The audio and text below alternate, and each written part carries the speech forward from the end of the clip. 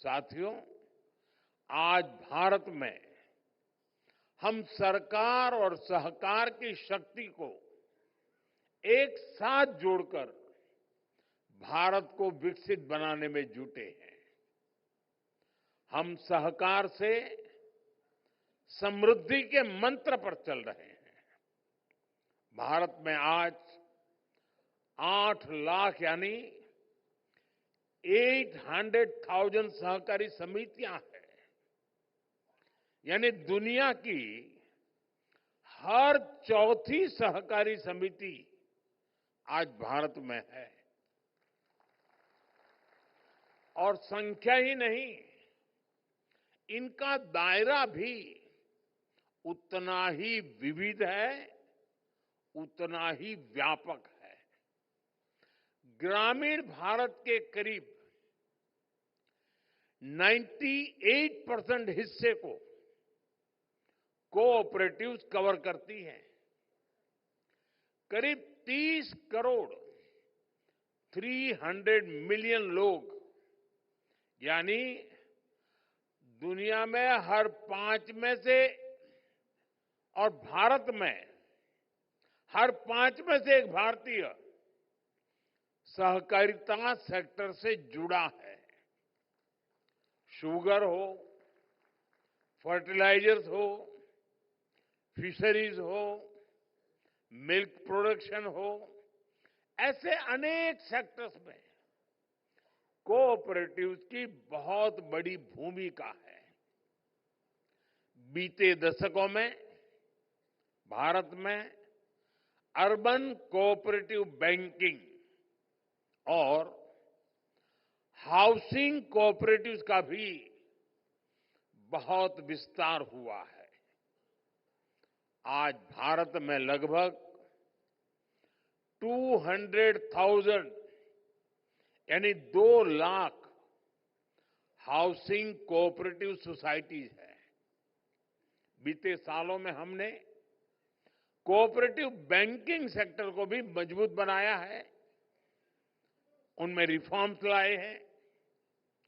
आज देश भर में करीब 12 लाख करोड़ रुपए 12 ट्रिलियन रुपीज कोऑपरेटिव बैंकों में जमा है। कोऑपरेटिव बैंकों को मजबूत करने के लिए, उन पर भरोसा बढ़ाने के लिए हमारी सरकार ने अनेक रिफॉर्म्स किए हैं। पहले ये bank reserve bank of India RBI के दायरे से बाहर थे। हम इनको आरबीआई के दायरे में लेकर आए। इन बैंकों में डिपॉजिट पर कवर के इंश्योरेंस को भी हमने प्रति डिपॉजिटर 5 लाख रुपए तक बढ़ाया। कोऑपरेटिव बैंकों में भी डिजिटल बैंकिंग को विस्तार दिया गया। इन प्रयासों से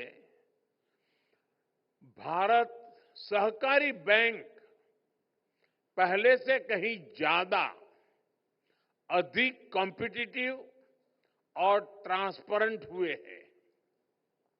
साथियों, भारत अपनी फ्यूचर ग्रोथ में कोऑपरेटिव्स का बहुत बड़ा रोल देखता है।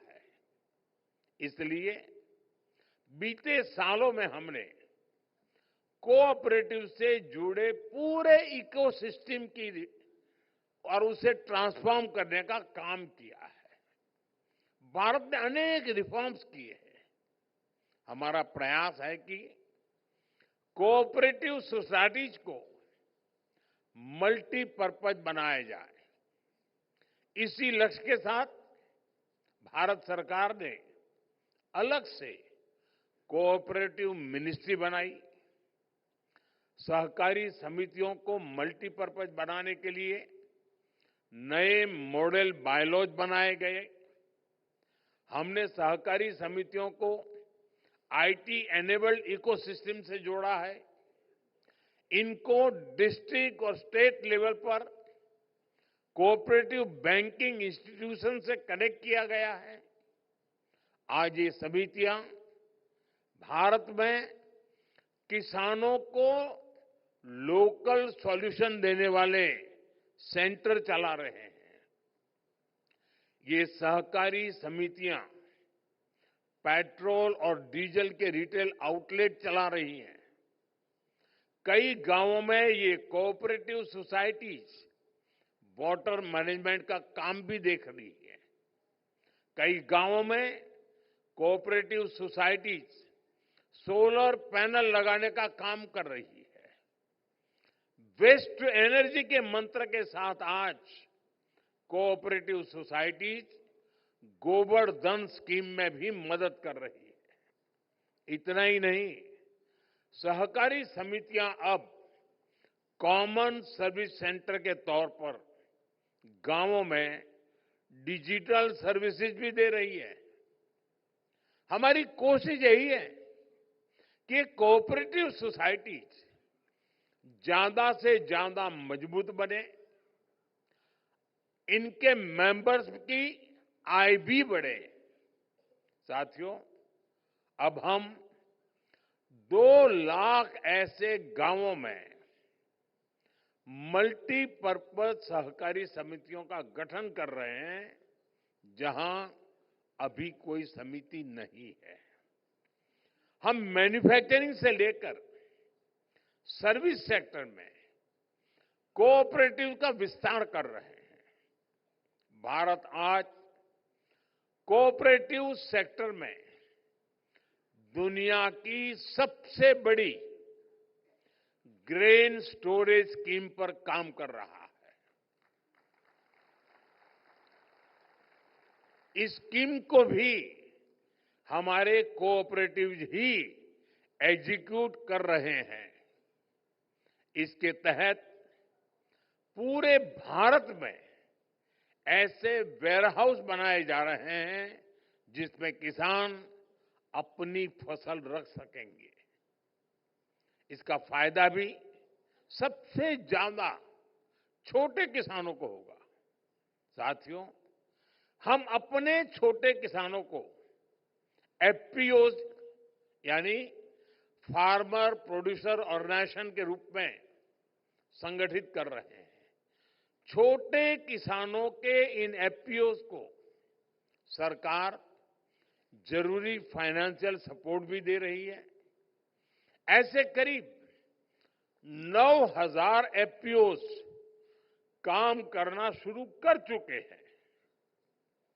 हमारा प्रयास है कि हमारे जो फार्म कोऑपरेटिव्स हैं उनके लिए फार्म से लेकर किचन तक, फार्म से लेकर मार्केट तक एक सशक्त सप्लाई और वैल्यू चेन बने।